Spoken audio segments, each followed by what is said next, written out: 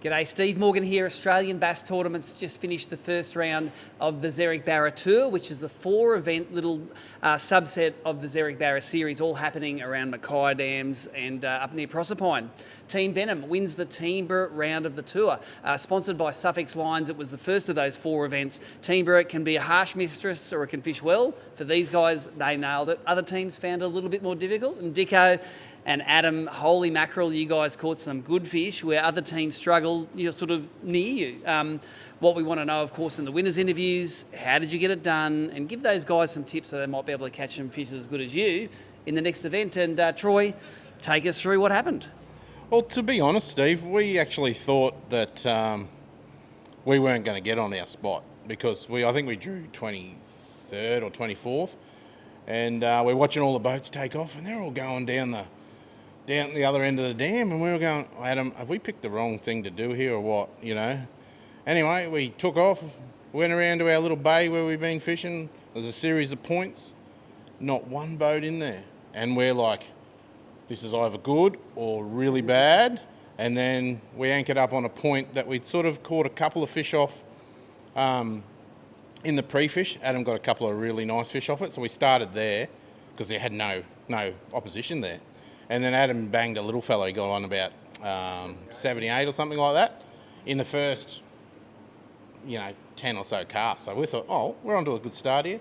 So then from there, we just alternated from that point to a little lily pad island with a little strip of weed in the middle of it. And then I brought out the dark ale live mullet. And I think we got our first one was a metre one. Yeah. And then we moved around. I think we got another smaller one. And then we moved around the other side of the island, and I got another. I think I got a bang on a metre. Well, we're going right here because we hadn't caught many fish during the day, and we hadn't fished it during the day, to be honest. And then, and then Adam brought out the 7-inch GS1 flat shad, and he started banging them. The sun went down, there she came. So take us through this bait. It's a bait I haven't seen in a winner's interview before, a black one with the yellow on it. Take us through what it is and what mods you've done to it. This is the popular colour, the GS1, that's worked really well on the fish trap. So the boys have put this into the 7-inch Xeric flat shad, and with a prototype jig head in it, so we run a 3/4 an ounce depending on the depth, sting a hook off the bottom. And the beauty with that is you can just do a real slow roll, or you can let it drop to the bottom, wind it up really, really quickly, and just mix it up until you get a bite. But once the sun went down, that thrown right on the corner, a little runway strip as we called it, that just got smashed. And I think we got a couple of metre 6s on that.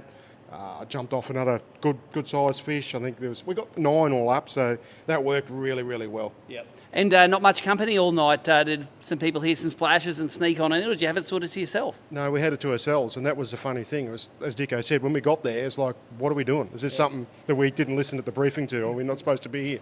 And it was great. Later on in the night, a couple of boats come in, as most people do towards the end of the evening. They've had haven't caught many fish, so they're out looking around, and we just kept moving around, and by that stage we'd done what we needed. Yeah, job was done. Take us through the tackle you're throwing this on, bait caster tackle, and anyone that hasn't watched one of these interviews before, serious gear for BARRA, a metre 6 BARRA in Teemburra is a tank, and they fight like hell, don't they? Oh, mate, in that place, they are awesome fish. They are such well-conditioned fish, and they are angry.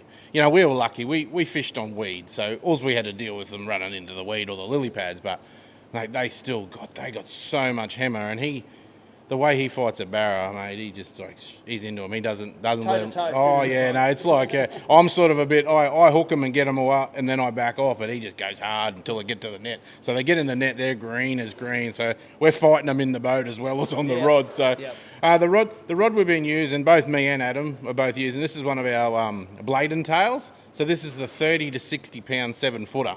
So it's got a fair bit of. It's got a nice tip on it, but it's got a fair bit of low down grunt in it. So for throwing like that there, like we're throwing like a 3/4 ounce jig head in there, that's a fair bit of weight of a plastic. It throws it all day long, no worries at all. And then on the old ATC Combat V2, mate, it's built like, they go really well. Good drag system on them straight out of the packet.